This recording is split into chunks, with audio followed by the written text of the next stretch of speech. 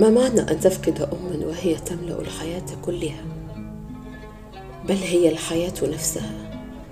ما معنى أن تفقد أما وأنت لم تفطم من صدرها حتى ولو كان عمرك نصف قرن وبعض السنوات؟ ما معنى أن تشعر فجأة بالفراغ من حولك والكثير من الخوف والعزلة واتساع رقعة الصحراء والقفر التي يحملها كل واحد فينا؟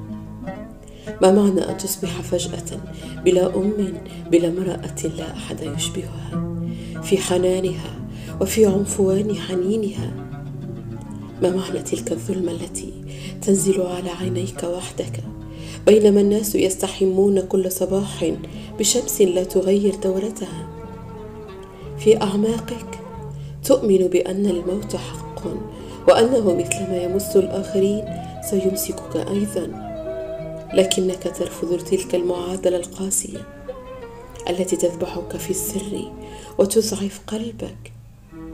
هو الموت الذي لا نعرف قسوته أو لا نريد أن نعرفها إلا عندما يزعقنا في من يعني لنا الكثير، فنعيشه بحواسنا ولغتنا وحزننا وأسئلتنا الباردة التي لا نملك حيالها إلا الإذعان والقبول.